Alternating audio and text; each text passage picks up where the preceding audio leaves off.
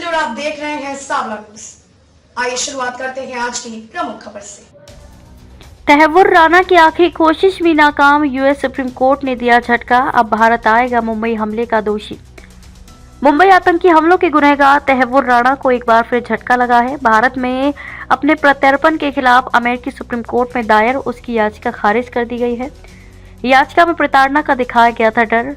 राणा ने इस याचिका में दावा किया था क्योंकि वह पाकिस्तानी मूल का मुसलमान है, इसलिए उसे वहां प्रताड़ित किया जाएगा। याचिका में राणा ने तर्क दिया कि भारत में मुकदमे का सामना करने के लिए उसके जिंदा बचे रहने की संभावना कम होगी। इसके लिए राणा ने अपनी गंभीर बीमारियों सहित कई कारकों का हवाला दिया। उसकी याचिका में विशेष रूप से उल्लेख किया गया था कि यदि उसके प्रत्यर्पण पर रोक नहीं लगाई जाती है तो फिर कोई समीक्षा नहीं हो पाएगी। ये भी दलीलें नहीं आई काम। राणा ने याचिका के गुणदोष के आधार पर सभी अपीलों की समाप्ति सहित अपने प्रत्यर्पण और भारत के समक्ष आत्मसमर्पण पर रोक लगाने की मांग की थी।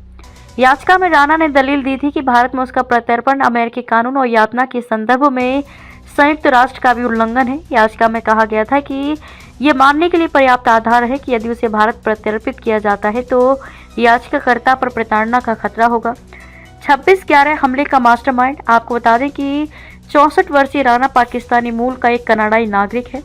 वह वर्तमान में लॉस एंजलिस के एक डिटेंशन सेंटर में बंद है।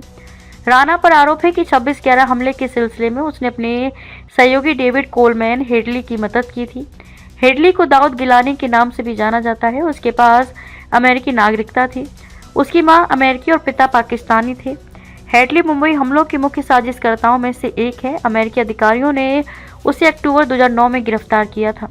ट्रंप ने भारत भेजने की कही थी बात। गौरतलब है कि राष्ट्रपति डोनाल्ड ट्रंप ने पिछले महीने घोषणा की थी कि उनके प्रशासन ने 26/11 हमलों में भूमिका के लिए भारतीय जांच एजेंसियों द्वारा वांछित बहुत दुष्ट राणा के प्रत्यर्पण को भारत में न्याय का सामना करने के लिए मंजूरी दी है।